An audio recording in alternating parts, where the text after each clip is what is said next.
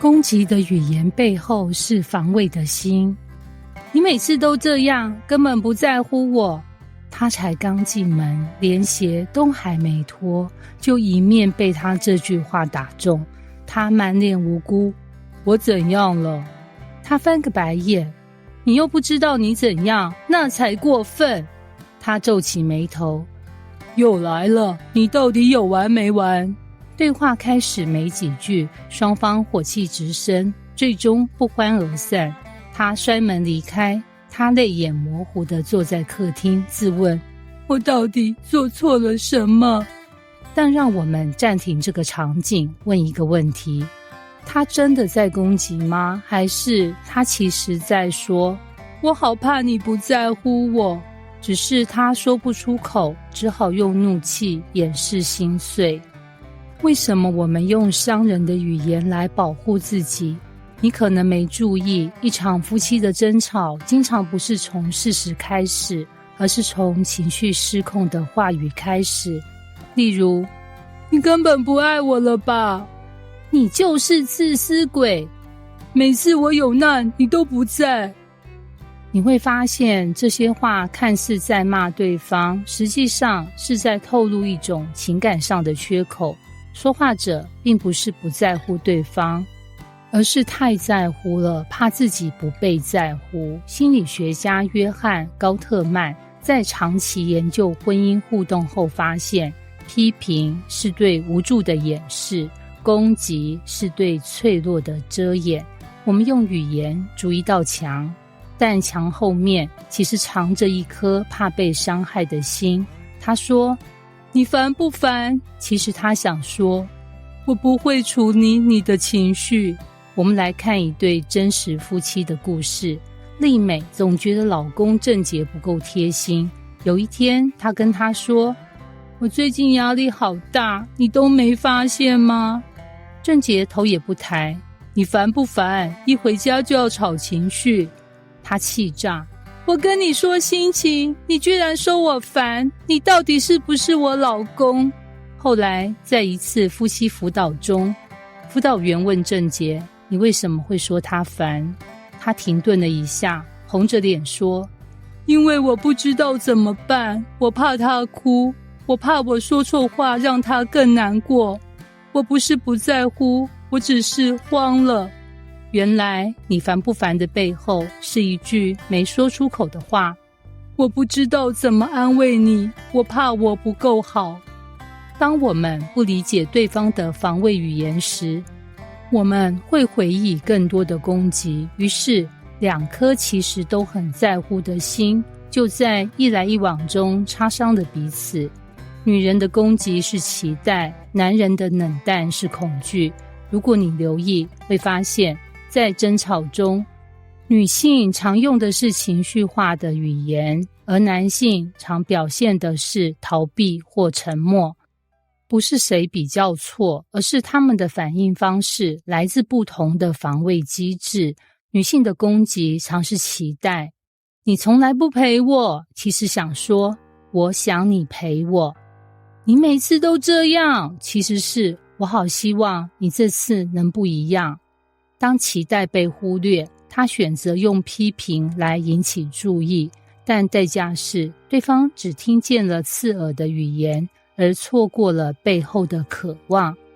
男性的冷淡常是恐惧，他怕自己不会处理情绪，就选择逃避；他怕说错话，就选择沉默；他怕对话变吵架，就选择关门进房。你以为他不在乎，其实他是怕自己不够好。于是女人越追问，男人越退后；女人的声音越大，男人的反应越小。这就是婚姻中常见的一追一逃恶性循环。语言只是表面，听懂情感才是关键。一对相识20年的夫妻，在婚姻辅导中坦白了内心深处的看法。丈夫说，我老婆很凶，我一讲错话她就骂我。妻子说，我讲话是凶，但我一直希望她能主动拥抱我。辅导员静静地问，你有没有试过在她讲话很凶的时候走过去抱他一下。他愣住了，那时候谁敢靠近啊？但他还是试了一次。那晚他边骂边掉眼泪时，他走过去把他抱住。他一开始挣扎，但几秒后哭得更大声，紧紧抱着他说，我只是想你看见我。那一刻他才明白，原来过去10年他一直听进耳里的是怒气，却没听进心里的痛苦。防卫不是武器，是求生的姿态。让我们换个角度思考，攻击性语言其实是一种心理的保命本能。想象有个人掉进水里，他不会说，请问你愿意来救我吗？他只会拼命乱挥乱抓，甚至拉你一起下水。婚姻里的攻击语言就是这样的乱抓乱挥，不是不爱，而是怕，不是不愿意好好说，而是根本不知道怎么说。理解这一点后，我们就能开始停止互相伤害，开始练习一件事，听懂对方话语背后的情绪，而不是只对话语做出反应。看懂防卫背后的心，就找到修复的入口。你也许无法马上改变对方的说话方式，但你可以先改变自己的理解方式。下次当你听到这些话，你根本不爱我，尝试听成，我很怕你不爱我。你从来没在乎过我，尝试听成，我好渴望你在乎我。你很烦呢，尝试听成，我觉得自己被压力淹没了。